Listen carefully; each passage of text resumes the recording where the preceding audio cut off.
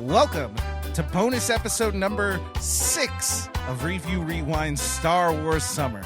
This is the podcast where two friends watch movies of old and ask, were they good? I'm Mike. And I'm Joseph. And continuing our journey, we're talking about Star Wars Episode 6, Return of the Jedi. Return of the Jedi.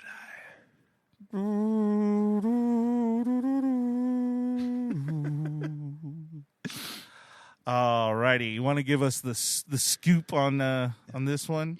Mike, I'd love to, and I can't wait to see where your Yoda impression slots into this. We can't go. We got it. It's just as good. It's just as good as last week. All right, Star Wars Episode 6, Return of the Jedi. This is also rated PG. Also for sci-fi action violence. I'm noticing a theme here. This is directed a new name, and this is the only movie that he's directed in the Star Wars franchise. Richard Marquand.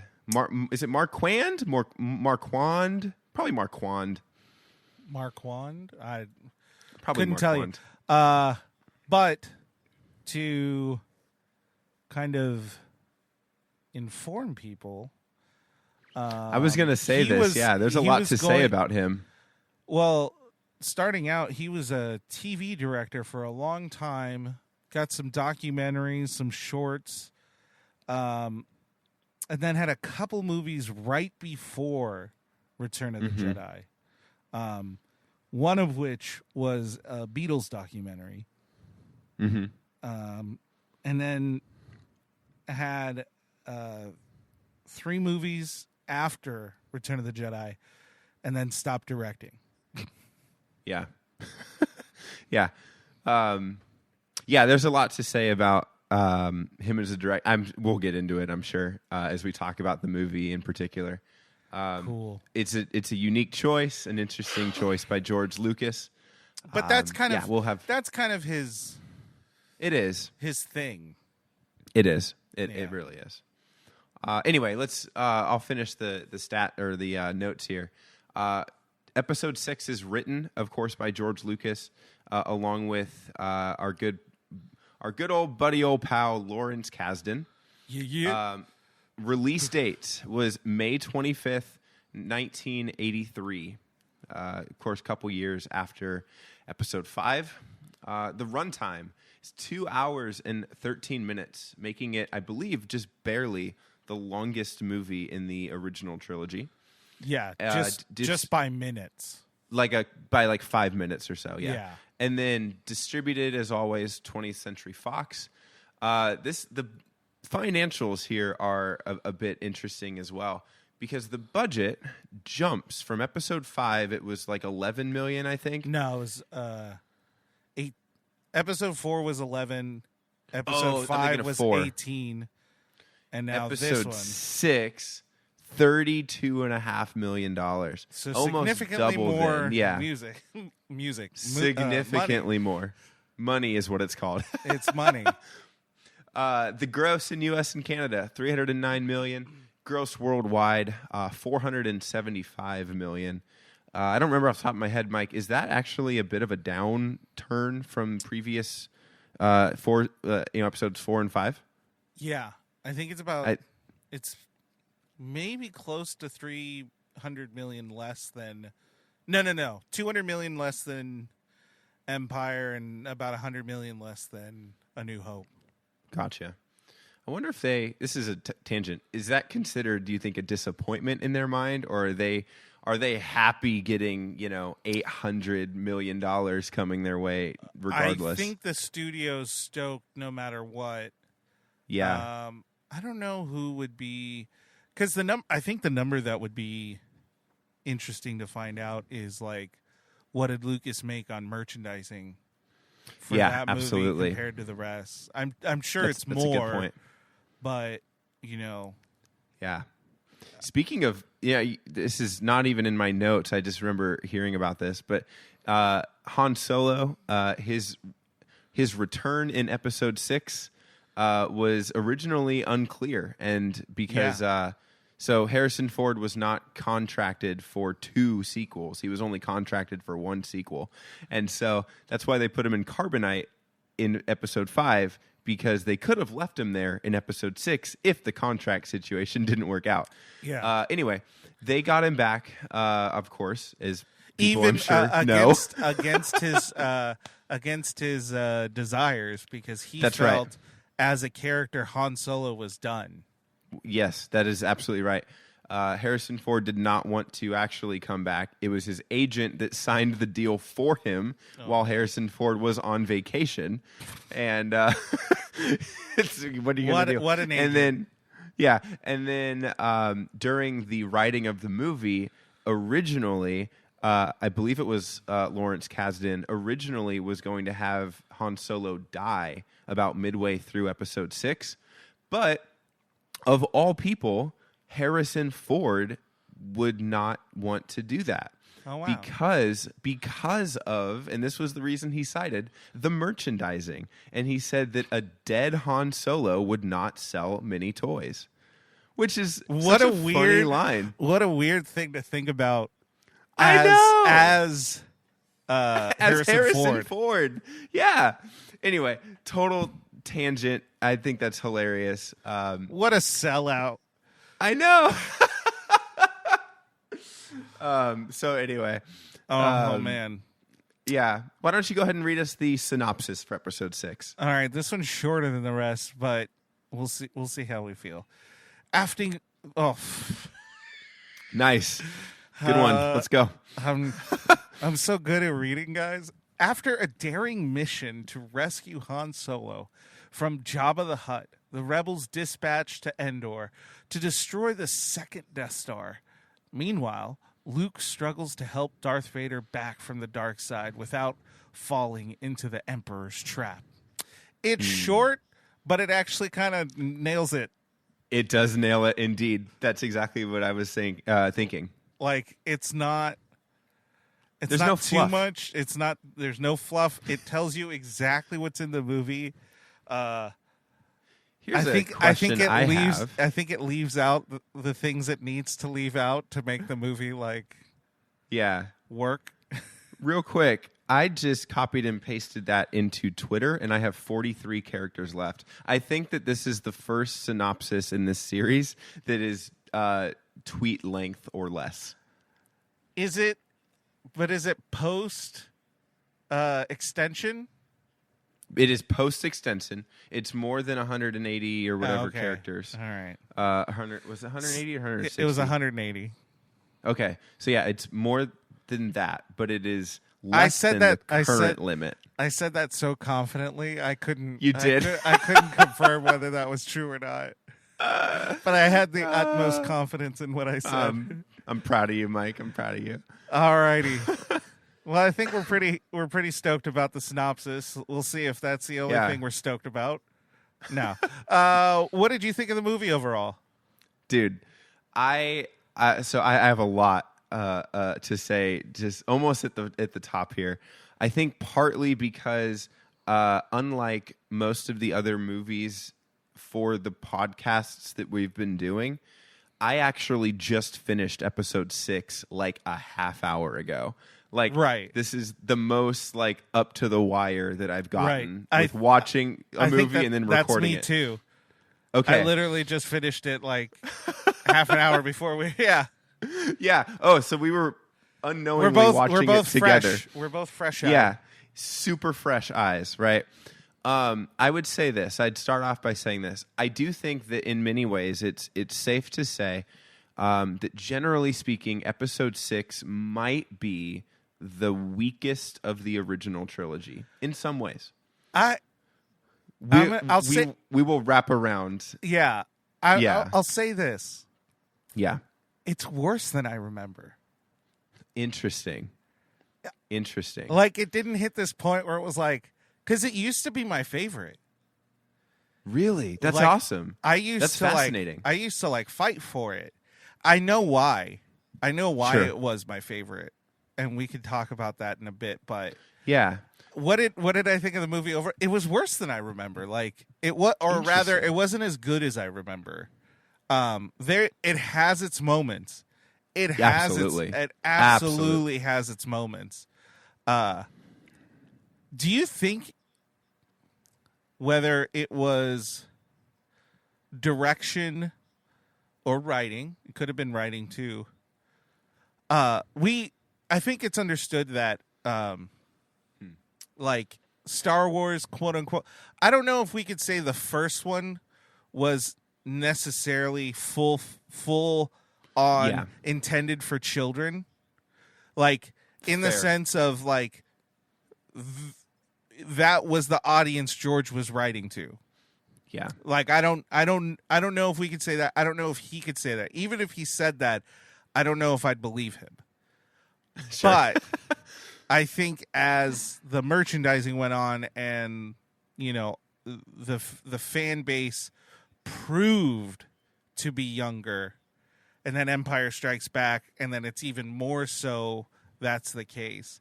This one felt like explicitly for kids. In a lot of ways.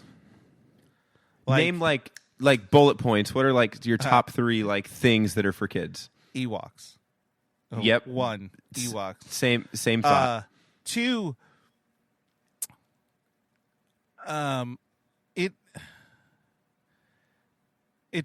even though it is touching on some things that are deeper, it like feels forced how no pun intended. Yeah. Like light it is. Sure. Like it's purposefully trying not to be a dark movie. Even in the scenes where it's supposed to. And maybe that's why who's the guy who plays the Emperor? Ian McDermott. Yeah, I knew that, but I was like, McDermott isn't a real name. Is he Scottish or? I know. I said it in my head, and I was like, it sounds wrong, but it's 100% right. My apologies to the entire land of Scotland, where my ancestors are from. But I wonder if that's why they brought him in a little bit, because like when we were talking about the prequels and him being the only actor who was in an opera when everyone else is in a straight drama. Yeah. He's still kind of there. Yes. And I'm wondering if it's one of those things of like, let's bring in this character that like is almost cartoonishly bad in his demeanor to really hit it for the kids. Like, this guy's the bad guy. Interesting. Yeah. I don't know. There's just the tone. The tone throughout the whole movie is very lighthearted, even when you have spoilers, Yoda's death, and sure, you know, like even the space scenes aren't as intense. Yeah. As even the music wasn't as intense. Mm-hmm. You know, because the theme in Empire Strikes Back when they're flying through the asteroid field is a very dramatic, very like intense fast theme. Yeah. And I don't feel like that. I was even listening to it during the battle scene, and the flight when they're trying to buy time for them to destroy the shield generator. I said it. Shameless plug on my part. That's the name of my podcast. You guys should listen to it. But like, it was minor key. It hit the notes that it's supposed to for like a battle, but it's almost like it almost felt like a race rather than like the battle to end the Star Destroyer. And I guess in some ways it was a race, so maybe it is fitting, but it just didn't feel as intense as the previous themes. I don't know. Yeah, that's interesting. Yeah, I actually had a bit of with the exception of the Ewoks, I think that the Ewoks are definitely, kid friendly and probably merchandise friendly was their thinking. Yeah. I felt like, I remember feeling this as a kid. I still kind of felt that watching it this time, that this movie is kind of dark in its themes. There's a lot of even if I think that's your point though, is that it's still handled in these simplistic, not to say that they're ineffective, but these kind of simplistic, almost childlike ways. And so like Palpatine, when I talk about like the darkness, like dude, like the Force lightning, the threatening of Luke's family and sisters turning to the dark side, all that kind of stuff. But you're right in the sense that it is almost cartoonish if you look at it too long. Yeah, like it is just like he it's very simple. Yeah, he monologued. Yeah. He fit all the tropes of like a cartoon villain, which we hadn't really seen yet.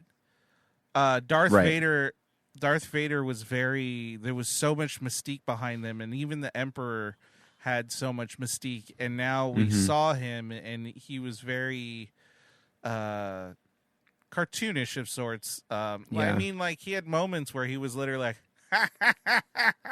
like just like laughing like maniacally, and it's like what, weren't we just in, weren't we in a space battle? What happened? And like I think this is also to your point. I think episode 6 kind of softens Darth Vader a bit.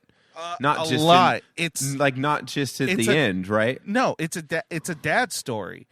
It is. It suddenly went from the greatest villain of all time to a divorcee who's trying to redeem his kids, like to try to redeem himself to his kids.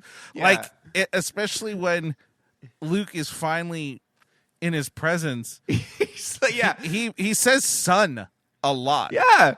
He goes He goes from mass murderer in like 4 and 5 to like Mrs. Doubtfire. It's hello. But like, that's an exaggeration. But that did stand out to me as something that was kind of jarring. I think refreshing ourselves to episode 3, episode 4, episode 5, and we just finished Obi-Wan. Like, that Darth Vader is this merciless, just villain who is the epitome of the Sith. Yes. And then we get to here, and his chase for Luke softens him to like a detriment to his image. So we really had that like search your feelings, son. Would you like to go play some baseball? To be fair, though, I mean, I think that is the point. It is. I think that is the point of the story. I think it's the goodness of Vader coming out. And he isn't exposed to the reality of what he's lost until that point in time. There's sometimes when you watch through it, and maybe because we're trying to take this objective, maybe overly critical perspective, we're trying to find those plot holes. We're trying to find those things. Sure. It's like, this doesn't make sense. And the hard press is like Luke battles Darth, and Darth like wins the battle handedly. Hey. And I'm proud of that one. So bad. And but I was trying to think, and maybe you can think about this too. Sure. At what point would the revelation be instilled in Darth Vader that Luke is in fact his son? Like, when does he learn that? Yeah. Where is that revealed? Because we get the beautiful revelation as an audience member, Right. but I'm just thinking about it more, and I'm wondering if the presence of Luke himself reveals it to Anakin within Darth, and that was like a shed of light that started to expand out as Return of the Jedi continues on. But I'm like, there's no point where like he should know unless he knew the whole time, which like we know he doesn't. Like, the children stay secret. Spoilers. They stay secret, and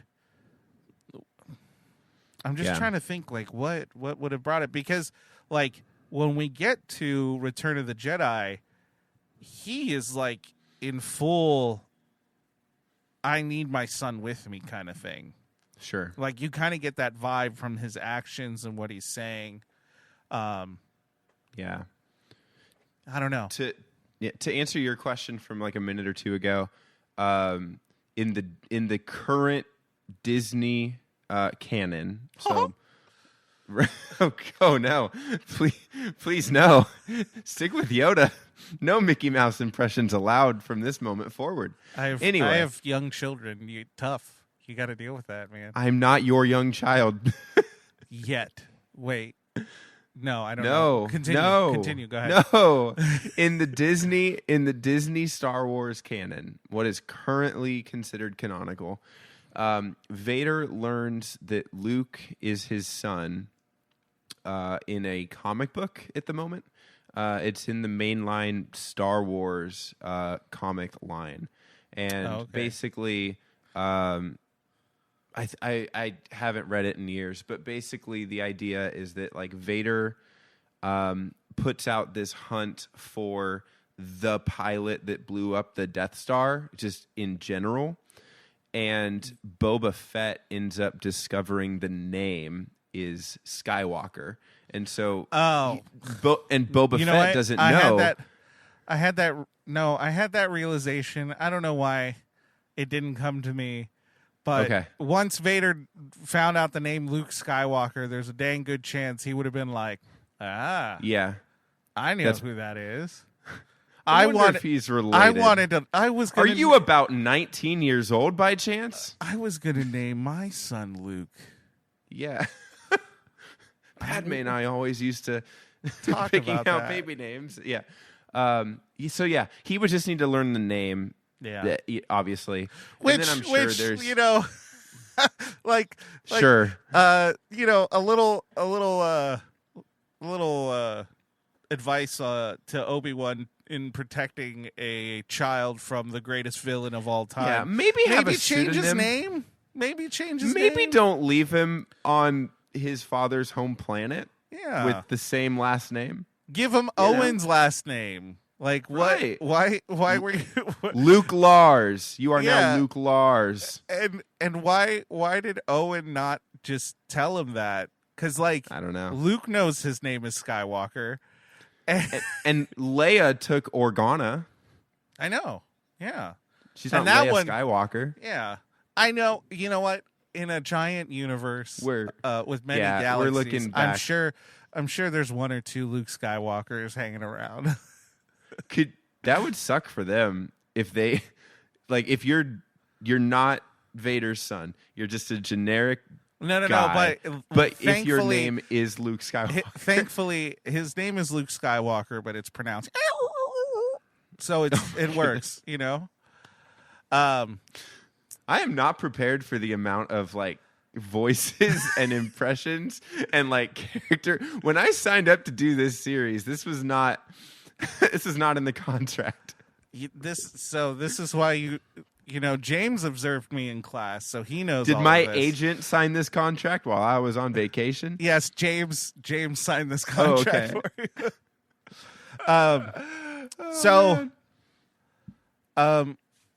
Kind of going back. Let's talk about the movie. Yeah. Yeah. But I was going to say, like, movie overall, like, it's good. Yeah. I think this is the first one in the original trilogy where the jarring, like, moments are, like, really jarring and Yes. While the good moments are still, like, big and great and epic and very Star Wars. Amazing. Yeah. But absolutely. Man, yeah. So I guess do you have more on overall, or do you want to jump to? I have a lot of overall. Yeah. So right, I've probably said about 5% of this section. Oh my. Yeah. All right, here we go. Strap in, everybody. All right. I started off by saying I think it's safe to say that in many ways, just to be fair, I think episode 6, especially if you're watching them back in the day, probably the weakest of the original trilogy. However, I think that's not saying too much because, of course, 4 is so iconic, like we talked about, and 5 is just perfect. 5 is amazing. Yeah. So it's not saying much.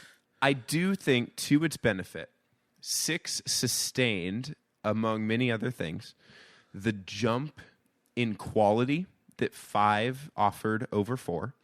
I think that the acting, the cinematography, the special effects, the quality overall is still very high, at least from like the movie making perspective. We can talk about the writing and stuff. Can I are you saying sustains the better quality of, like, it's better graphically than 4? Okay. All right. Yeah. I'm saying that 5 was a big jump up, and then 6 sustained that and actually maybe improved on that in a few ways, technically speaking.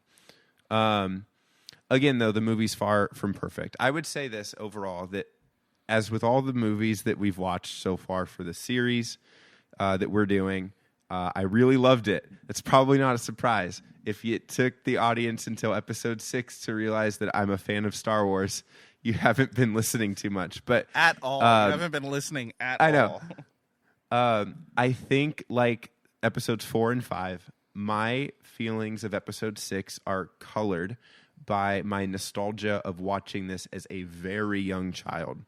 I have vivid childhood memories, in fact, of like the scene on Jabba's barge above the Sarlacc pit, the Ewoks fighting ATSTs with tree trunks, and I think probably more than all others, the image of Darth Vader getting his mask removed. Right. That is like burned into my childhood brain. And every time I see that, I remember, like, I think of like sitting on like our living room floor on the rug, watching that on like a 30-inch like CRT TV. Right. And so that, as with all the other movies we've talked about so far, there's a huge amount of nostalgia. Here's what's interesting for the future of our podcasts. This is the last movie that I can say that about. 7, 8, and 9 came out when I was, opinionated in my 20s and opinionated. Yeah. So that's sort of overall. I would also add a few other things that I think are cool and perhaps interesting. I would say in particular, just tonight, watching the ending of episode 6, honestly, it had me really emotional. I think that Anakin's redemption, Anakin's final conversation with Luke, and then of course his death and his the when he the cremation on like the pyre or whatever it's called. That's all incredibly powerful to me, and it might be because we're recording this a couple days after the finale of Obi-Wan on Disney Plus. where they by the also time where they also did that. Really weird. It really screws up the timeline, but you know. Yeah. It turns out the original trilogy Darth Vader is a clone. No. Somehow Anakin returns. I'm just gonna sidetrack us. Did you send it? Whoever sent it? Oh, I think James sent it, but it was a tweet, and it was like, "Here's my pitch for Obi-Wan season 2." Yeah, it's 10 Obi-Wan years. season It's 2. 9 years later. And he and young Luke go save Princess Leia, the Death Star, and it was basically a New Hope. And I was like, it's the plot of perfect, episode 4. Yeah, it's a perfect tweet. Yeah. So yeah, I found myself really emotional at Anakin's the conclusion of Anakin's story, his redemption. Again, because I think this is the time that I've watched this movie where I have had certainly the most complete picture of Anakin's whole life and the tragedy and the pain that he has suffered for most of his life. Right. I think Anakin is probably the most amazing character in Star Wars from beginning to end. And even if the beginning is a little rough, whatever, we can laugh about episode 1 like always. But I think that the story of Anakin Skywalker, episodes 1 through 6, is like one of the greatest characters, one of the greatest arcs in like cinema history to me. You have an innocent child who, as he grows, finds himself falling into literally the depths of darkness. Yeah. And through family and hope, he finds himself out of it. Yeah. It's a pretty remarkable arc. It's powerful in that, like, we talked about this with episode 1 and like the whole Duel of the Fates conversation. Like, there's no denying the fact that like Anakin is failed by other people. Yeah. Like, other people fail Anakin. Yeah. And his fall to the dark side has many contributors, unfortunately. And at the end of the day, he is and always was just this lonely kid looking for something in life to grab onto and attach to. It was that attachment that ended up driving him to the dark side.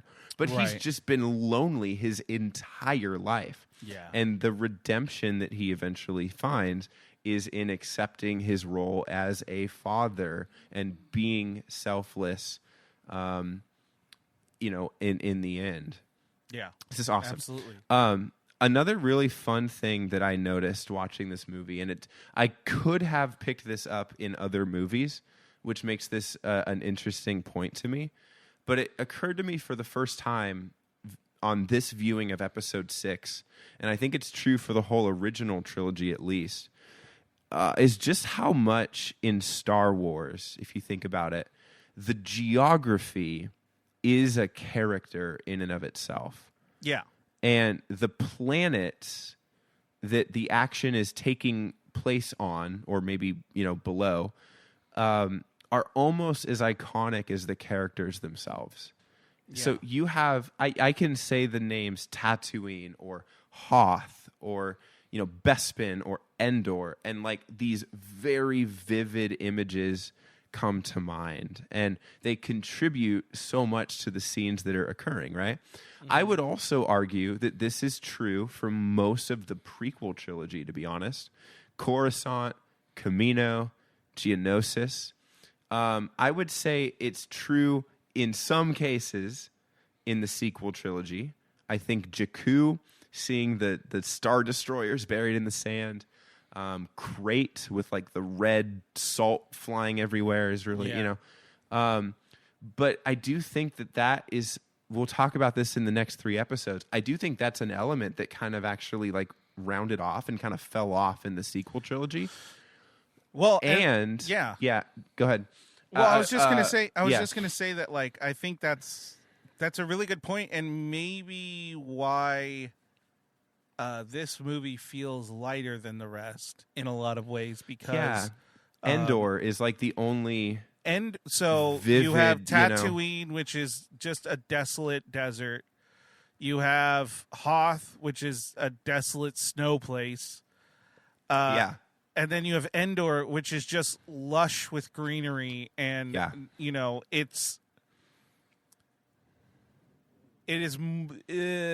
filled with more herbological life than Yes. the prior ones at all. Like Combined, you yeah. have the Cloud City. It's in a cloud, so it's not really. It's a gas planet. Yeah. Yeah, so like you don't really have the scenery, and Yeah.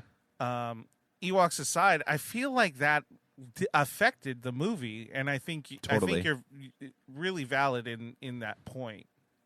Yeah, and I would say this as a criticism of an actual criticism, I think, of the Disney Plus TV shows is that they have not done this at all with the planets that they go to. Obviously, a lot of the Mandalorian and Boba Fett take place on and obviously Obi-Wan take place on Tatooine. So they're kind of they're pulling But they from also our they also give experience Tatooine with the planet. a lot of life. Yeah, absolutely. They do contribute to Tatooine even more.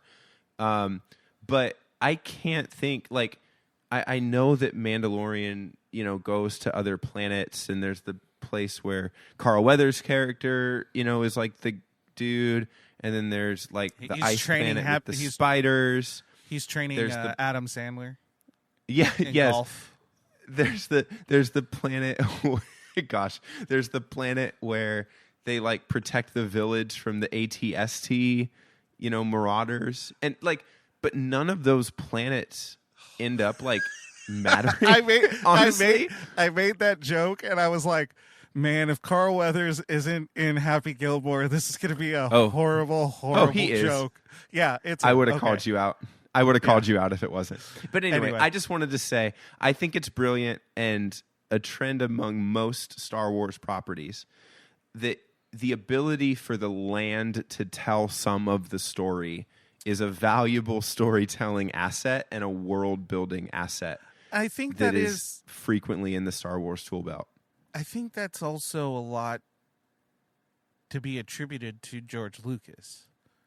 Mm-hmm. Because, like, he could have gone to desert places to film Tatooine. Like, there's deserts in California. There's desert. He went to Africa, to the most... He went to Tunisia, yeah. Yeah, like the most deserty part, and had a lot of trouble filming. But a lot. Like it felt like the scene had to feel real in the original one for sure, and then the CGI for the prequels had to look awe-inducing. Yes. And I think he did do that in a lot of aspects. Yeah, absolutely. But maybe that's a George Lucas thing. We'll talk could about be, it more honestly. Because, like, the next three don't have anything to do with them. Yeah, I think there are going to be things we love about the next three, and there's Sure, also going to be absolutely. things that we can look at and go, like, this isn't very Star Wars. Like, yeah, also very and it's true, okay yeah. to admit it. We're not, we're not trying to be trolls and say like it's not. No, That's not Star Wars. I know Star Wars, but it's just like there is No room a for that. theme that has built through 6 movies, and then new people are going to be adding on to it, and that's perfectly okay, and it should be done. Like, it's great to have it has to be plurality. done. George Lucas will die someday. Like, Yeah, diversity is good, and I do think so. And I'm going to have like I'm going to have some controversy happening in the next 3 for sure. But sure. Me too. That's okay. Yeah. Anyway, anything else? Yeah. A couple more very small things. I want to, as we have for the last couple of episodes, huge shout out to ILM. Yeah. I think that they have continued, I'm speaking obviously 30, 40 years after this movie came out, closer to 40 actually. But it's evident that even between 5 and 6, not only did they sustain their level of technical mastery, but I think that they continued to improve in some ways. The 2 fun sort of examples that I can think of, I think that the effects that are used to show like the spacecraft and like space battles, those were as we talked about, like cutting edge in episode 4. But by episode 6, those are not only routine, but they are deployed to such a ridiculous degree compared to where they were about 5 or 6 years earlier. Right. The second example is the speeder bike chase on Endor and just flying through the trees. Have you heard, it's not an uncommon story, but have you heard how they filmed that? No. It's super simple. They had a camera that they walked through the sequoias in Northern California. And then they sped it up? And they sped it up. Oh. Okay, hold on. So, fans, one, that's insane, because I was wondering how they did it, and the fact that they just walked it is bonkers. Yeah. But fans... Correction, it may have been on like a trolley or some kind of it was rolling, smooth enough whatever. to feel like... Yeah, I think it was probably on like a little cart or whatever. But yeah, they just walked That's it through the crazy. forest, and then they played it at like 10 times speed. That's awesome. That's But actually they had to really cool. walk for like they had to because they had to go because those miles. shots are so long. Yeah. They had to walk for like half a mile. Yeah. And they had to keep relatively a straight line because Right. they knew you couldn't turn in like a tenth of a second 90 degrees. Right. So they just would have to hope there wasn't really a tree right in front of them, or they have to kind of go around it as smoothly as possible. Anyway, just a hilarious anecdote there. But all that to say, we always love ILM. So much love for the work that they do. They knocked it out of the park again in episode 6. The last thing that I wanted to mention with the overall stuff is to talk about Richard Marquand and just the role of director. We talked about him a little bit at the beginning of our recording, but the journey of him helming this movie is interesting. I was reading that he was not a top choice by George Lucas. He actually wasn't even originally on the short list. George Lucas's first choice would have been Steven Spielberg. And It's always Steven Spielberg. It's always Steven Spielberg. He could not because of the whole snafu with the Directors Guild. George Lucas left. Oh, right. The Directors Guild. Well, in 83, wasn't 83 when the Twilight Zone movie was getting made? Possibly. I don't even know. Off the top of my that head. was a whole thing that he was technically involved in. Of Spielberg, you mean? Yeah. He had his own feud with the Directors Guild, yeah. But in the making of the Twilight Zone, John Landis in his section through his direction ended up getting 3 people killed, including 2 the children. helicopter thing. Right. And oh my gosh, Steven that's Spielberg produced it and had his own section in it. So while he wasn't there, they really did kind of hold him and the producers somewhat responsible for it. I know that he stopped being John Landis's. Sorry. For those who... I record in my garage, and there are just bugs. I just killed a mosquito the size of your head. And, oh my gosh. There's a horsefly trotting around here. That if I disappear a moment, it's because I'm on the hunt. Yeah. But I think around this time was when that was happening. So like, it's not beyond the Directors Guild, because Lucas was like, nah, I'm good. I'll leave. And then everything that happened, he was a little hung up. Let's just Sure. say that. Yeah, so Spielberg was choice number 1. He couldn't do it. George Lucas's second choice, I think this is funny, was David Lynch. David Lynch would have been able to do it. However, he declined because he had, and I quote, next door to zero interest. And then there were a couple others after asking David Lynch. That's fabulous. Yeah. David Cronenberg, Lamont Johnson. Eventually, my point is, George Lucas eventually landed on Richard Marquand, but he was not even close to George's first choice.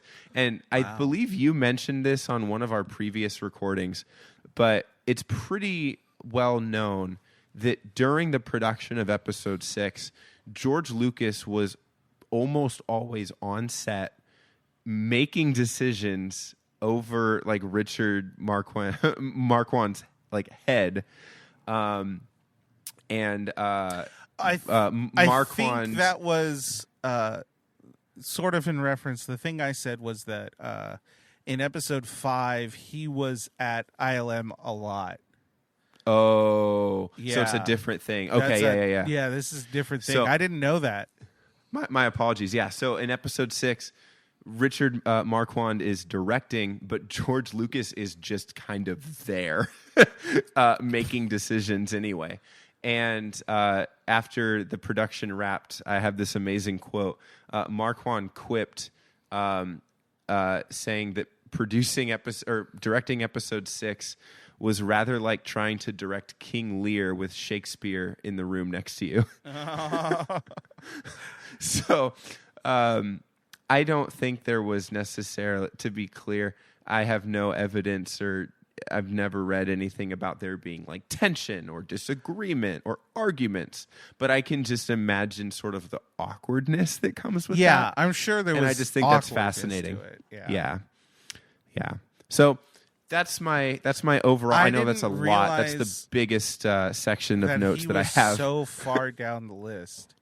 Yeah, he was at least in the best case scenario, he was Lucas's fifth choice. Wow. Yeah. So what? So there you go. Now that we got the background on the fifth choice director, what did you like best about the movie? Yeah, absolutely.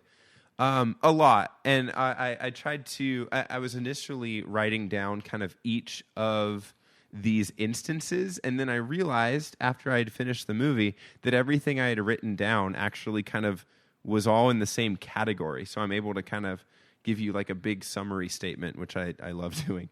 I'd say that as a broad thing, my favorite part of Episode 6 is just the wide variety of incredible dialogue and how there are multiple conversations in this movie that either establish or build onto huge themes in the Star Wars saga that spread across, at least 6 movies, sometimes all 9 movies, about family, attachment, the Force, light side, dark side, all that kind of stuff. And there's plenty of examples of this. You've got Luke's conversation with Yoda on Dagobah, followed up by Luke's conversation with Obi-Wan on Dagobah. You have a lot of dialogue between Vader and the Emperor, expanding on the Force and that kind of stuff. You have the conversations on Endor between Luke and Leia in the outdoors at nighttime, where he says that he's her brother. And then after that, you have the conversation with Leia and Han. And then, of course, I think this is the pinnacle of everything, but the conversations between Luke and Vader, off and on, the entire second half of the movie. They're all so good, and I think some of my favorite dialogue in the whole saga happens at sort of the back half of this movie. You are displayed Luke's, I think, just relentless faith and hope for that his father will ultimately turn back from the dark side. And I love that Luke's only moments of weakness, when Luke's hatred is let loose, when Luke's anger and aggression is let loose, those moments only come when his friends are being threatened. Right. And I think that's just really amazing. So all of those things wrapped together combine into my favorite thing about this movie, which is just incredible dialogue that builds on the whole saga. Yeah, I'm gonna probably say it's Lawrence Kasdan, Mm-hmm. who really upped the game on that. Um, yeah, the dialogue is so much better, Yeah. and the dialogue pays off. Like Very much.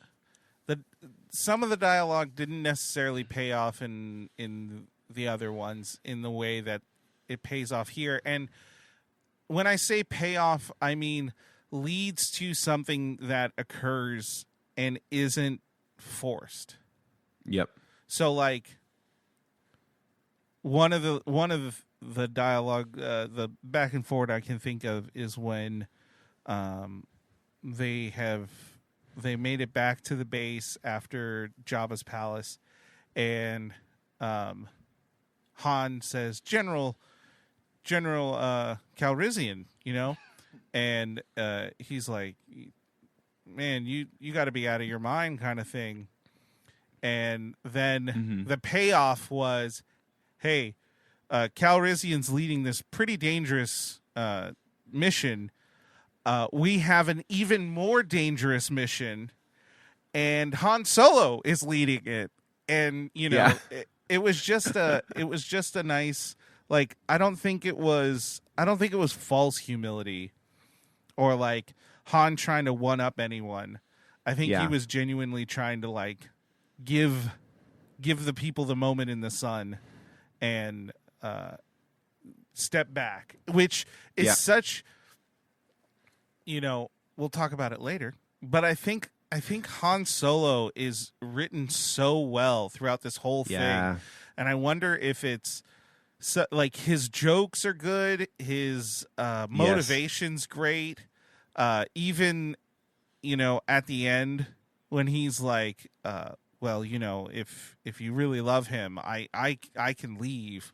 Like he ultimately, that's him saying like, I care more about you being happy than, being with you. Yeah. And I just think that's superb. Yeah.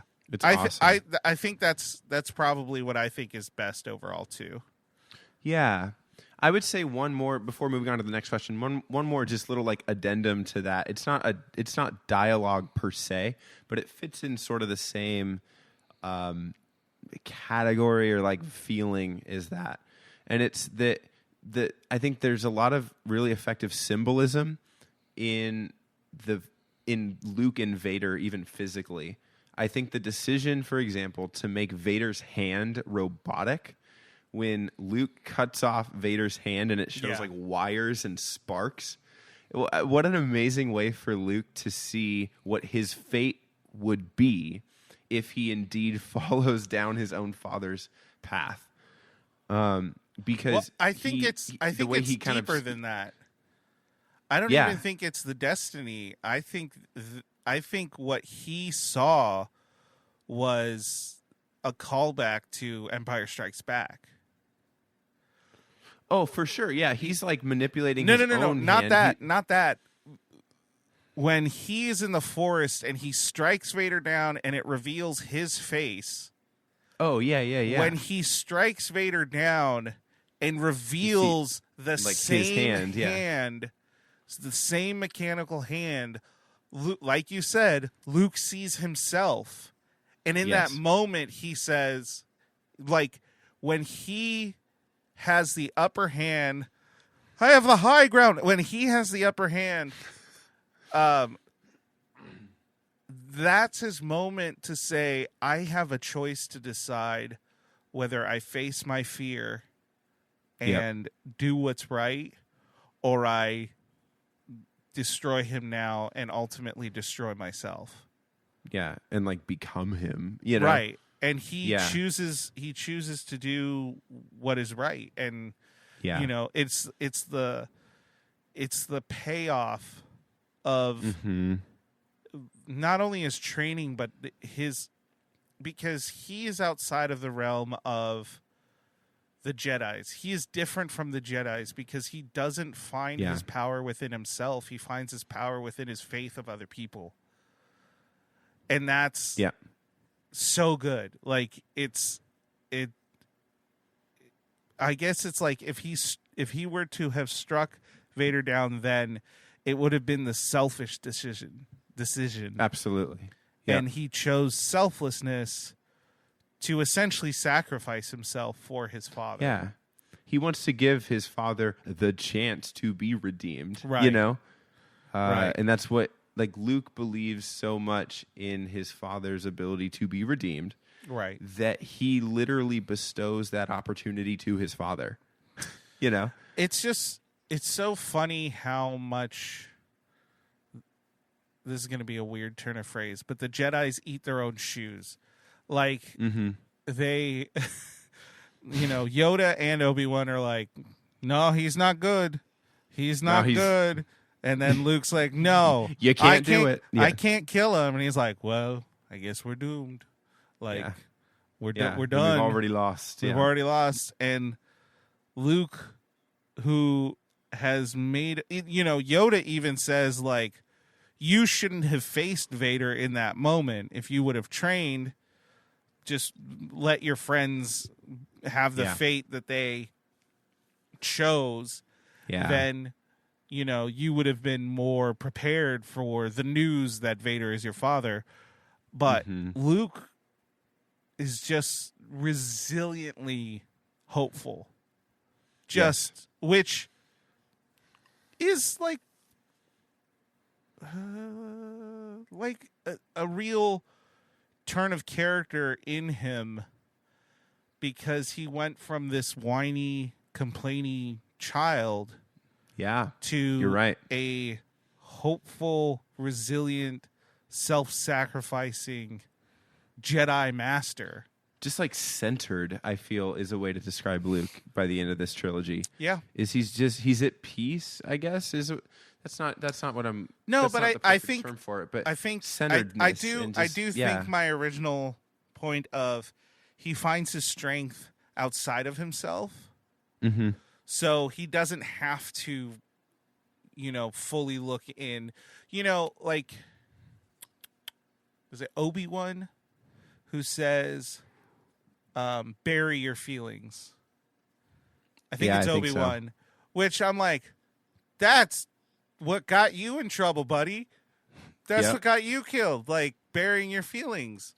And Luke is like saying, like, no, I'm going to have my feelings right here. I'm going to depend on my feelings. That's right. And I love that about Luke. Like, I think it's a fantastic arc for him. Yeah. And then, like, the hand thing that we talked about, I think it's flipped around at the end, too, where Luke getting, like, zapped by Palpatine's lightning is the way for Vader, or at that point, / Anakin, to see how Palpatine had manipulated him. No! Which, just for it to be revealed. It makes episode 3 with the nose, like, that always seemed very, like, jokey. But it's almost the same no in episode 6. Like, his tonality, everything. And I was like, so is that what they were trying to call back to in episode 3? It's so funny that he ends trilogies just yelling no. That's right. So, what did you like least about the film? Oh, man. I think the thing that I liked least about this film is probably the thing that I like least about all 6 movies in the original saga. Misogyny? Is it misogyny? No. It's not that bad. It's not sorry. Yeah. I say that, but also, like, as an adult and as, I don't know, like, there's so much where I'm just like, they really didn't need to be in that. Like, it didn't help the plot. I just, that was Carrie Fisher's biggest, like, complaint about the whole thing, and I was just like, they didn't need it. Anyway, what is the thing that you kind of don't like? For me, the entire Jabba's palace sequence at the beginning is easily my least favorite part of the original trilogy. Because it makes no sense. And probably the first 6, 7, 8 movies of the saga. Is it because it makes no sense? Partly, yeah. So here's my like take on it. I do acknowledge that going through the depths of Jabba's palace multiple times with multiple characters, it's important to show how gross and weird like the criminal underworld is, and just how bad this guy that is locked up Han Solo is.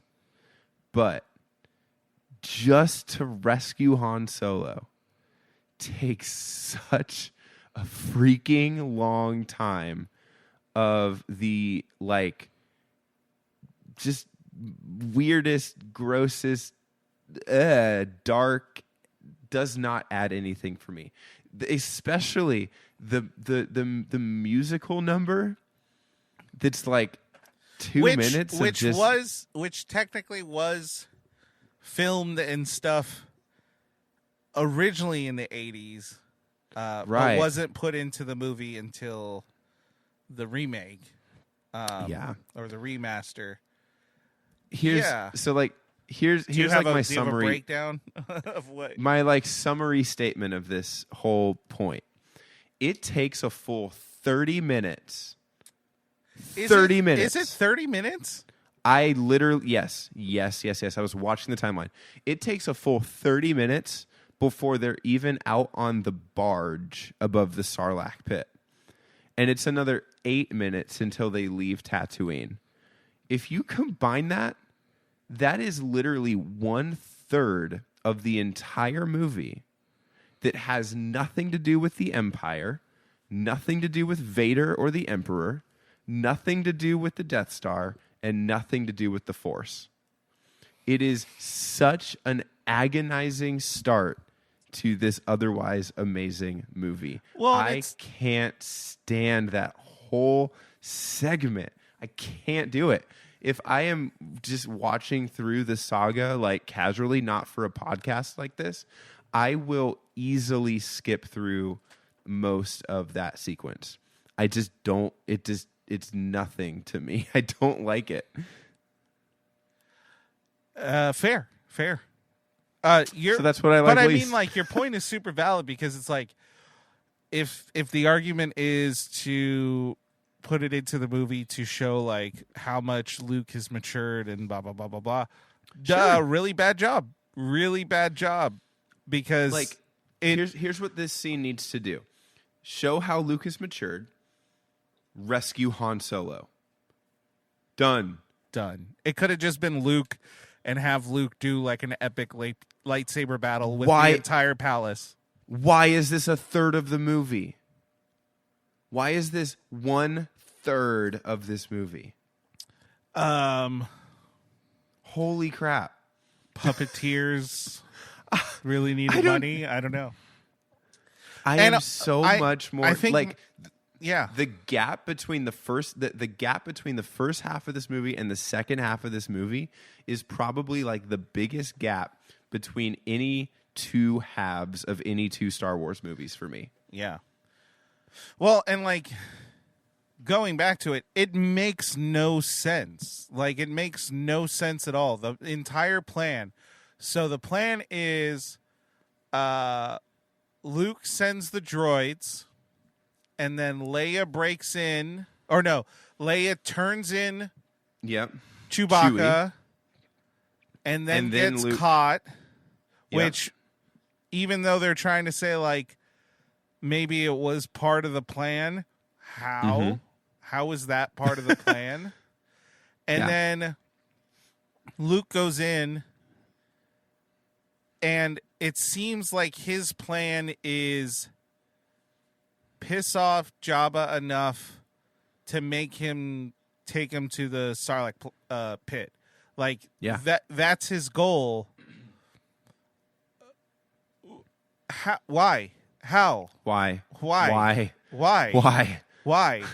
Like, why didn't he just, like, if the plot was R2-D2 needs to deliver Luke the lightsaber because Luke can't walk in with the lightsaber? Right. Why didn't Luke just go with the droids and say, I am giving you these droids as a gift in person? Yeah. And then when Jabba's like, whatever, then R2 could have just shot Your him. best impression yet. No. My Jabba's just going to sound like Fozzie Bear. Anyway, but like, why not just do that as Luke in person, and then if he denies it, just literally have R2 send you the lightsaber. Right. You didn't know that he was going to be a waiter on the barge. You didn't know that. Like, nope. What not one thing in this dumb intro makes any sense at all. Nope. It's just 30 minutes of like really weird visuals. It's aliens. Yeah. Which not yeah. It they were just like, you know what we need? We need John Williams making some more alien lounge music. Right. And they were like, that one that it was so good. We need more. How do we get him more? Right. Jabba's Palace. He's gonna have like 5 songs he needs to write. Yeah. Agreed. There's a certain nostalgia for me. But I also didn't realize until this time I watched it how long it was. Like it's so needlessly long. I will never get ever since I was watching it this time, pausing it to see the timeline at the end of it, I will never get the fraction out of my head. 1/3 of this movie. I've said that like 6 times on this podcast. But that's already. bonkers. 1/3 of this movie. It's 2 hours and 13 minutes, and 1/3 of it is spent. It's literally like 38 minutes before they are done with the Sarlacc pit. Granted, the 8 minutes where they're at the Sarlacc pit is a lot of fun, like super cool. But like speaking for the whole arc of this story, it's 40 minutes. They could have literally had skip the droid part at the beginning. Yeah. They could have had Luke. They could have had no. Have Luke they could have in had and Leia try to sneak in and get caught. In her getting caught, that summons Luke, and then Luke like does his thing with the droids. Does Jedi things. Yeah, and you could have had everything else the same, the Rancor, but just skip the beginning droid part, and just Luke could have been like, this is a protocol droid. He can work as a translator for you. And then he could have been translating the whole time. Like, you could have had everything exactly the same. Yeah. Just cut that first, 15 minutes where it's just, C-3PO being like, I have a bad feeling about this. Which they have many other moments in the movie where they could have done that line. I know it's a gag, but come on. Yeah. Yeah. Yep. Yeah. Well, I think we agree. Yeah. Is there anything else you just No, I literally at the minute that they are at the Sarlacc, because again, the Sarlacc pit segment is fun. But until they get to the Sarlacc pit, it's just agonizing for me to try to watch. As soon as the Sarlacc pit happens, I think from that moment on, it's such a great movie. It's one of the best movies after that point in the whole saga. Which it would have been a great Star Wars if it was an hour and 40 minutes. That's pretty tight, but I mean, it would have been awesome. It would have still worked. They can just add more. They could have just added more of the good stuff later on. Well, no, because I think the speeder scene was a little long. That's true too. Because there's actually 2. Scenes. Right. There's 2 distinct parts with speeders. Right. Chasing through the and I think forests. I do think it's a little long. But Yeah. I also think the Ewok battle is a little long. There was Yeah. there was a moment where I was like, man, I thought they got the advantage like faster than this, but the Yeah. Ewoks were fighting for like a while before they really started to get headway, and it's just like, you could have shrank that down. Yeah. Maybe you Yeah. didn't have to show the like Ewok mourning his dead Yeah. buddy. That it's Mm-hmm. why are you making kids cry like that, man? Yeah. But There are deleted scenes. I know I love to harp on deleted scenes during this series. And there is one deleted scene from Return of the Jedi that I think should have been in it, and it has to do with Luke making his lightsaber. There's a deleted scene where Luke is actually constructing his green lightsaber at the beginning of the movie before going into Jabba's palace, and then he like puts it into R2-D2. well, that's cool. And that's like him like completing his training, and like he's become a full Jedi because he can make his own lightsaber now that he lost the first one. Like, yeah. Wow, But I didn't know that. Is it where is it in timeline? Okay. I'm currently on Disney Plus. I just wanted to see extras. oh yeah. Oh, they have them. Deleted scene. Okay. And they have the trailer with an actual trailer. Ooh.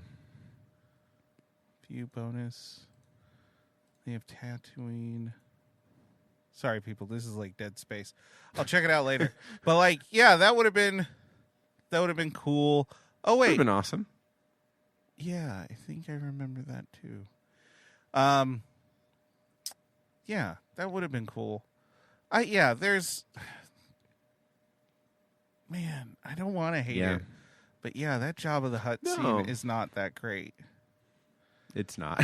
And It isn't. but it's so long, and I think Yeah. that's what makes it worse. Absolutely. Is because you're in that position where it's like, man, this is so much of this. this is a lot of dead weight. Now it's a musical number for some reason. Like, yeah, Well, that Yeah. one that's extra too. true. Added later. Alrighty, Yeah. who was your favorite character in the movie and why? For this one, it's a slam dunk. It's Luke. Mine is Han. Right. I And actually that's fair. think Yeah. Han shines the most in this movie. I I think think Luke. Harrison Ford is having the most fun of anyone on set. Yeah, I think Luke is For like- the movie that he didn't want to do originally. right.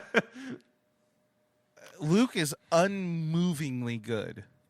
Like Yes. even when That's he's what I love about him. even when he's in that weakness and being angry or whatever, I still think he's being good. Like he's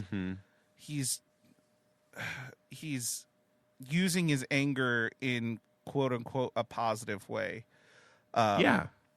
But man, Han has the best lines. He's Yep. funny. He is, leading. He is hitting his noble stride. He's finally found a place where he is not a swashbuckler anymore. He is the good guy. Yeah. And it's such a character change, but it reminds, well, I guess it's the other way around, but I think of like Flynn Rider, where you have this crook from Tangled. If you haven't watched Tangled, he's the It's been a male. long time. He's the male protagonist. He's a crook. Most of the movie is, well, the starting of the movie, he steals the crown from the prince's, or from the kingdom, which ends up being Rapunzel's crown, and then he ends up in Rapunzel's tower, and she hides the crown, and he has to like take her to the castle, but he's just trying to do what's in his best interest to get the crown back.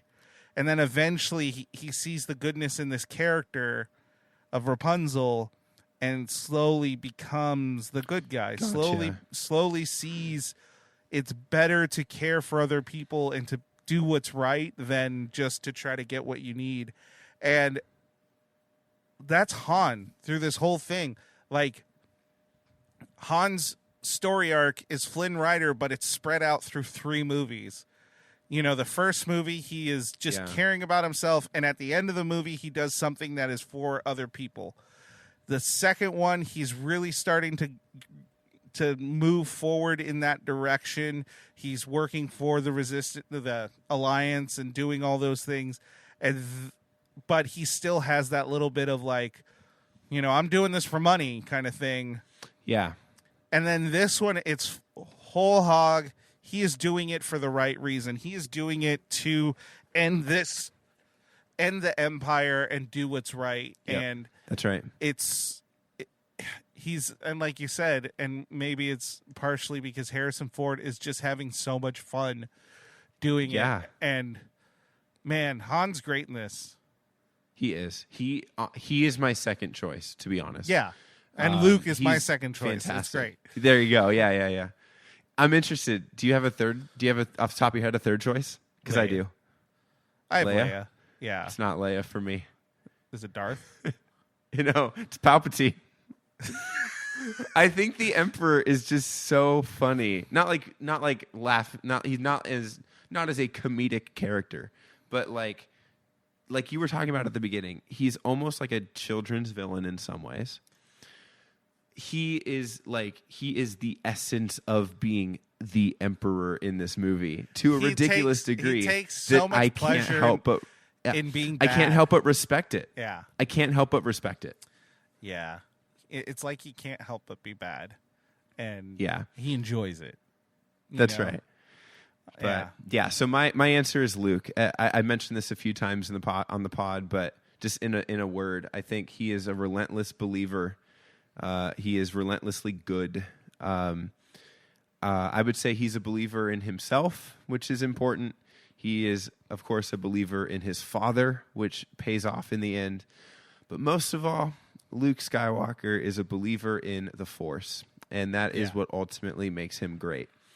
So Luke is my favorite character in this movie.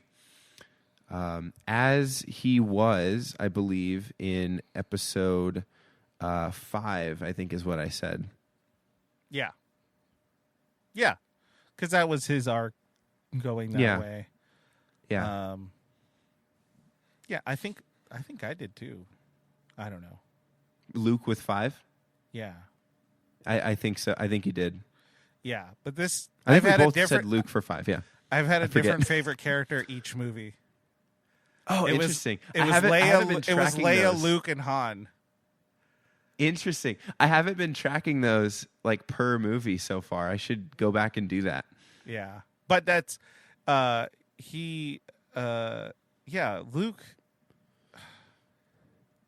it's his hope for goodness is something to be admired. And I think Mark Hamill hits his stride of playing that character.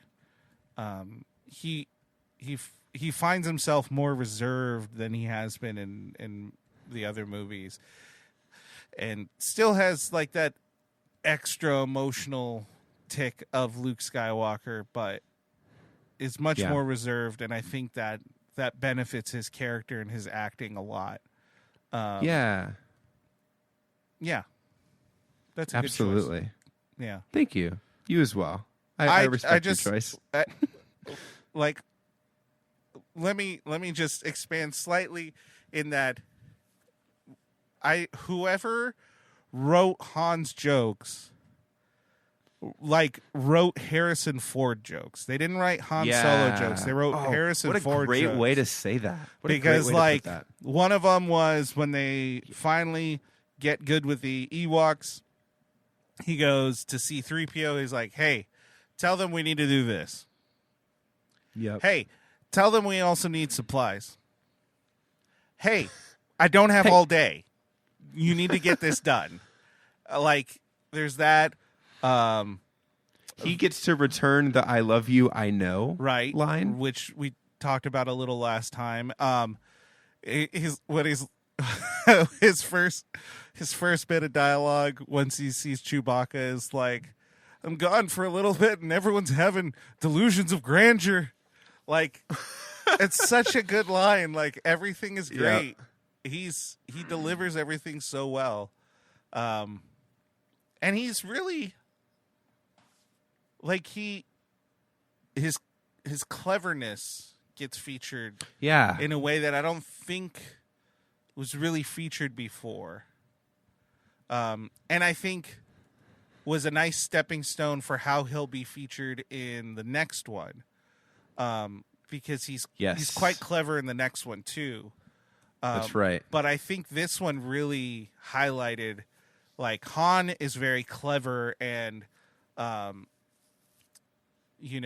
really smart and savvy when it comes to battles and plans and different things. He has quick ideas and he really gets through, which wasn't necessarily featured. Like the first time, he's like, really good at maneuvering, and then they, move listily to the left. Like, that's a Family Guy joke. I think I didn't come up with that joke, but it's true. Like, there weren't these moments. Oh, even Obi-Wan was the one who came up with hiding in the storage containers of the Millennium Falcon.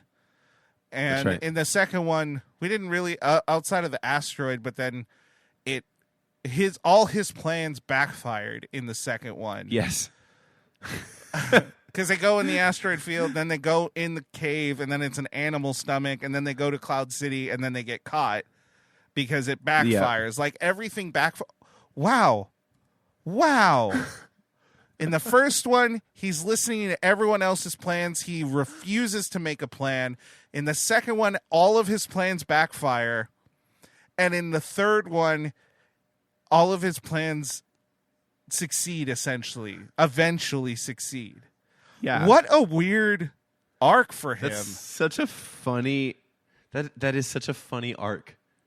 That's such a funny thing to be an arc. And it's that funny thing of, like, I think everyone remembers Han as, like, this cool guy, but, like, if you really look at his arc, he really has, like, ebbs and flow of successful plans and doing good even for himself. Yeah. Wow. I don't think I've ever realized That's fascinating. How fun is that? Oh my gosh. Well,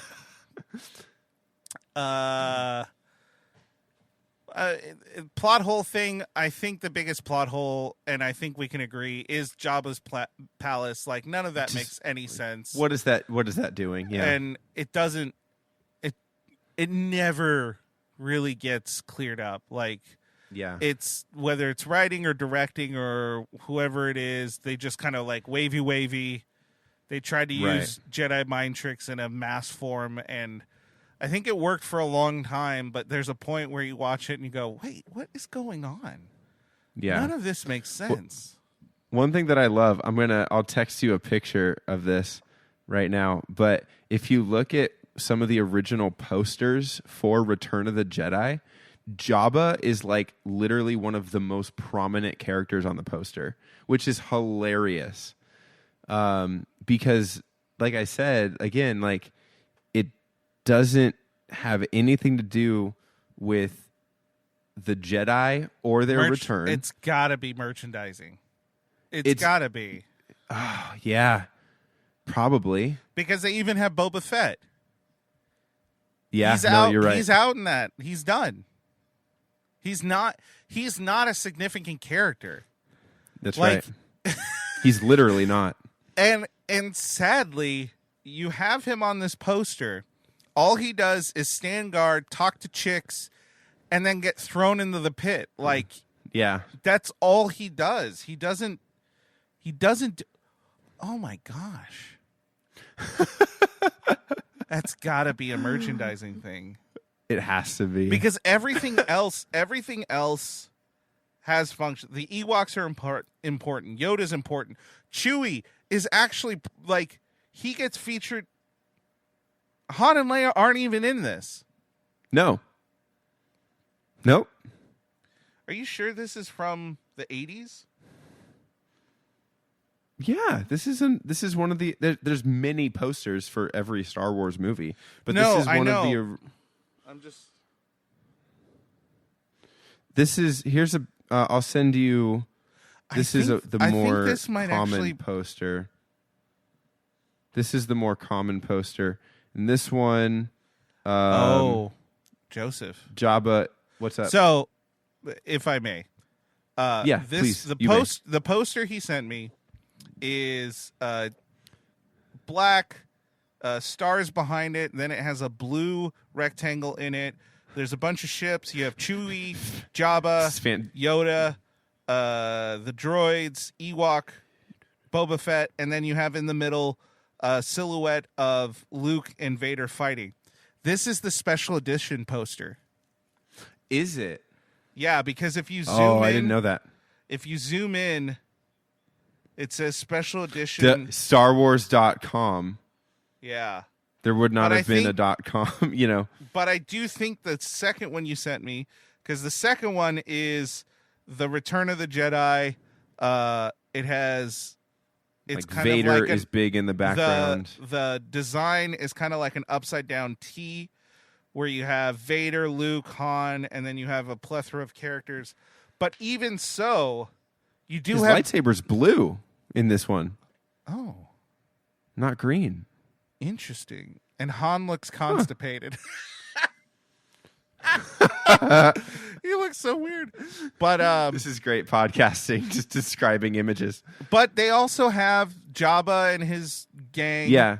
They have Jabba's Leia there. in the Jabba. They even have a Gamorrean guard and Bib Fortuna and Salacious, the little spider monkey. Like, excuse you, sir. You've used a lot this, of language that's like literally like inappropriate. As with the scene, Mike, hear me out. As with the scene in the movie, the Jabba's characters on this poster make up approximately 1/3 of the characters on the poster. Right. Well played. Well played. I mean, I'm going to give you that. I guess it makes sense in the dumb way. But I gotta say, if this is from '83, this is a fantastic poster. It is gorgeous. It is beautiful. Because it has the Death Star. Like, if you saw this before you saw the movie, Vader's head is kind of blocking the Death Star, but you know what it is. So it's like, oh, there's the return of the Death Star. What's occurring? What's happening? Oh my gosh. That should have been the name of the movie. The Return of the Death Star? Yes. Everything's returning in this one. Anyway, I think we just things spent that 5 minutes. Yeah. That was visuals. But anyway, things you didn't understand or plot hole? These are just, they're not really plot holes. They're just sort of like anecdotal things that I think are kind of funny.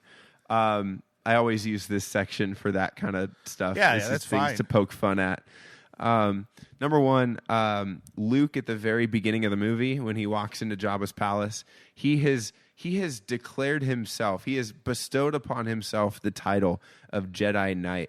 And as soon as he said that, as I was watching this movie earlier, my brain thought, you know, does he have the authority to do that? Like, Probably how not. How does he know? Which is really that funny title, that his side guy, when he gets the message, he's just like, he's not the Jedi. No. Right. And then I had written that down right at the beginning of the movie. And then after Tatooine, he goes to Dagobah to see Yoda. Which Yoda and disses him. Yoda literally later on, Yoda dismisses the claim. He's like, you are not a Jedi yet. You need to confront Vader first. Right. But then at the end of the movie, when he goes into Darth Vader's like captivity, and the Imperial like officer hands Vader Luke's lightsaber, he goes, "Oh, a lightsaber! You've completed your training." Like, well, what is the definition of a Jedi at this point? I actually think that that's poetic. Sure. Because Vader looks at it from a point of power and like practicality. Yeah. But it's like accomplishments. Luke literally is confronting Vader in that moment. His training has been completed. Because they didn't say he needed to like finish Vader off beat or Vader, yeah. No, they said he needed to confront him. Facing him was the start of the end of his journey, so to speak. And so like Vader saying that was true, but Vader was wrong for the reasoning. Yeah. And it's so it's reflectively not great. Like it's kind of dumb because it's not explained enough. Like that lightsaber, since it's a deleted scene, they're not like, nowhere does Yoda or Obi-Wan go like, you've made a lightsaber. Now your training is complete. Like they don't do that. There's nothing there. Nothing. Yeah. So we're just like, oh, he has a different saber. It's green. Cool. Green is cool. Green means go. You know, like it doesn't. Any other weird thing? One last one. This is it's literally one sentence and it makes me laugh so hard. C-3PO pretends to be an actual god to persuade the Ewoks to fight the Empire. Yeah. That is one heck of a lie. And my favorite bit of that is he doesn't. What do you mean? His protocol doesn't allow him. So he technically does not. He follows what he repeats verbatim what Luke says. Yeah. Luke does and then everything the Ewoks for him. Go along. Right. So it's like Luke's fault. So he technically does it, but that doesn't mean it doesn't happen. Yeah. It's the Aladdin paradox of like he doesn't actually make a wish, but he gets his wish. Yeah. I love the idea of like Empire, like just like not even soldiers, but like Empire like construction crews come to Endor to build the shield generator, and they encounter Ewoks, and they're just kind of like, oh, you know, whatever. We'll run around. They're not any harm or anything like that. And then if they even saw them, I bet they did. Oh, here's all that's important is that the Ewoks would have noticed the Empire being there for sure. That I definitely. And they obviously are not picking a fight with the Empire by themselves. So, like, this whole ruse between Luke and C-3PO, whoever is responsible, in convincing the Ewoks to fight the Empire, they have to have been like, look, and we see this as C-3PO is like storytelling, but it's this, there had to have been like this impetus of saying like, these people are evil and these people are bad and we need you to take up arms. I just think the whole thing being predicated on the idea that C-3PO is a deity that will get mad and kill you if you don't listen is hilarious. Okay. So one thing I wanted to mention, I'm glad you said this because I've had this in my head and I was like, I don't know how I'm going to talk about this. Daniel O'Brien, he's a writer currently. He's head writer, one of the head writers or senior writers for Last Week Tonight. So he's legit. Oh, yeah. Legit. Yeah, when he was first starting, he did this comedy podcast or YouTube stuff, and he had this one called Obsessive Pop Culture Disorder, where he would just get really obsessive about different pop culture things. He actually had one about Ewoks because he was pointing out the fact that these Ewoks, one, are carnivores because they're covered. They're covered in the skulls of the animals they kill, and their traps are of live animal or not live animal, right? But like meat. Yeah, it's meant to kill, and they're so like funny. vicious creatures. Some of them have like very sharp teeth. Some of them have human teeth, which is really creepy. But at the end of the movie, they're drumming on the helmets of the dead stormtroopers. Like, these are vicious. And they're burning. If you look closely, all their fire pits everywhere it's just are people. like stormtrooper outfits. Yeah. They are vicious, deadly creatures. And it's They that are. weird thing that, like, Leia gained that rapport with them, but they were going to kill Han in front of the friends and just be like, oh, we're gonna cook this guy. You guys want to bite? Want to bite? It's gonna be lean stuff. They're goofy, but they're also like, there's a horrible dark side to them that they never even get close to like explaining. But there's so much there, that so much information in this movie that makes you go, oh, these Ewoks, like, if you were on their bad side, they would be absolutely terrifying. Absolutely. Yep. Yeah. Well, how funny. Is there anything else that you... No, nope. That's it for me. I think Jabba's palace is still just mind-boggling how silly it is. Like, it doesn't make any sense, and it never gets answered, and it never it never gets resolved. Like, no, their escape, they could have like come in, and all four of them, Lando, all of them, could have been together, and they like defrost him, and then Jabba could have been like, I'm going to kill all of you right now. And then they could have just had R2-D2 like, hey, here's your lightsaber. And it would have made just as much sense. And no one would have been like, there's a lot of plot holes here. It was just, they tried to sneak in. They got caught. Like, what are they doing in this scene? Yeah. Right. They just got caught. Like, you could have just done that. Anyway, I could rant on that for hours, but I could too, honestly. We're getting some time in here. So this is already our longest episode ever. Yeah. Now it's time for the Review Rewind. We look at critic reviews from when this movie came out. Joseph will read a positive review, and I'll read a negative review, and we'll see where we personally fall. I will note that the negative review is from the Chicago Reader, and it was actually from a year and a half later. So, interesting.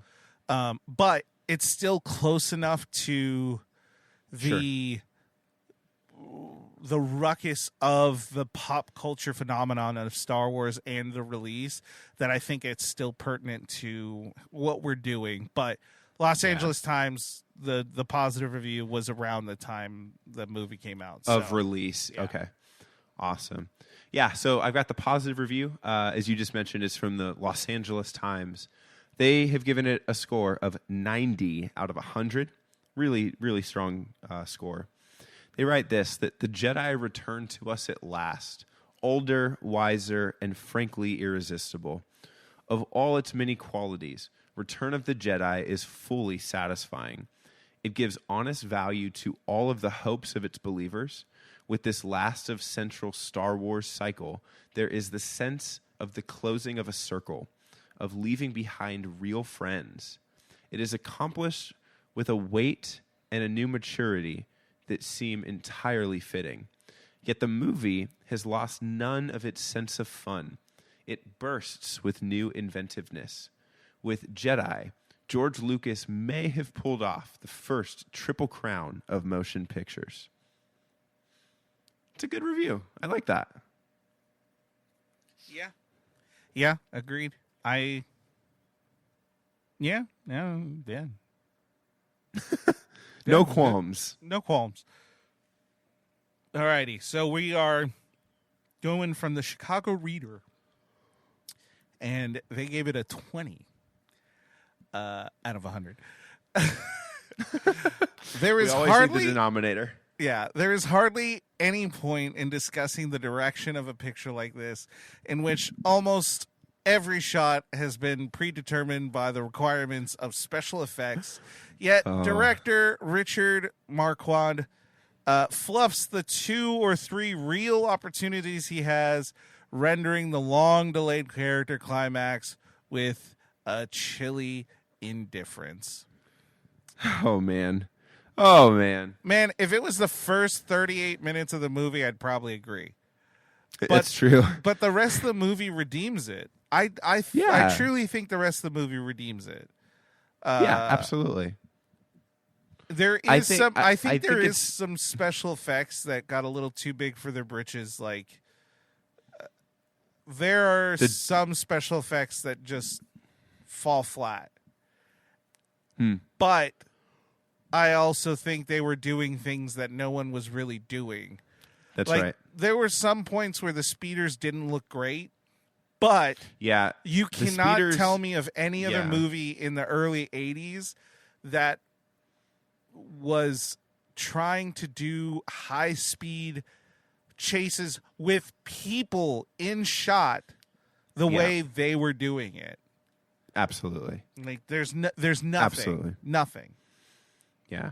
And if this reviewer's like only criticism is that, almost every shot has been predetermined by the requirements of special effects, then like he's a couple years away from not liking any movies. Well, but I think if you, and Tron was just the year before, Yeah. and their motorcycle scenes don't hold a candle to what's No. happening in Star Wars. And Not that at would all. have been the closest thing that someone would have connected it to, I think. But to speak on that point, I feel like this person doesn't know how movies work, period, because you could Sure. you could just prop out special effects with cinematography. Cinematography is predetermined. They have to, because it's going to cost the studio if you just have a guy out there going, that building right there, that might be a good shot. Why don't you go scope that out? Actors, go stand next to that. Go ahead and run your lines. We're going to try to get the camera set up.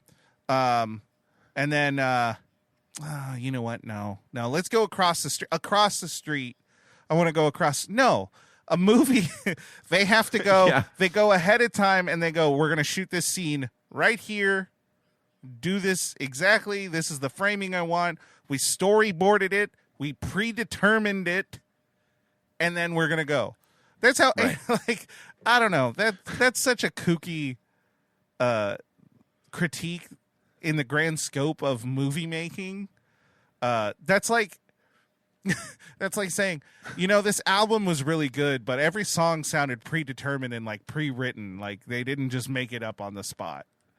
Right. I don't know. I might be diving too deep into Yeah. it. But. It's just. So, what are you going to grade it? Yeah. This is always the big final fun question.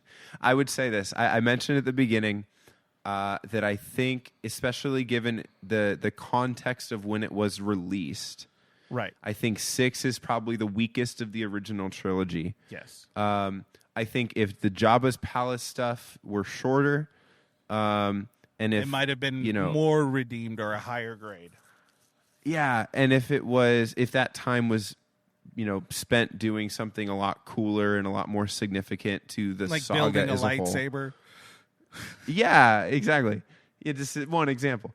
I that would obviously raise the grade. I would also say though that if to be fair to this to all the movies in the saga, Right. I am giving grades off of what is the grade from 2022 Right. perspective. Right. And so I am actually going to give this movie a slightly higher grade than I gave episode 4. Because in 2022, I still find this movie just a bit more watchable and a bit more impactful, particularly, of course, the second half. Whereas I gave A New Hope a B-. I'm going to give, and I gave episode 5 an A+, of course, the crown jewel. I'm going to give episode 6 a solid B. Yeah, now what did I give episode 2? You gave episode 2, Attack of the Clones, a D. Oh, okay. Okay. Your floor's pretty low. Don't worry. Yeah.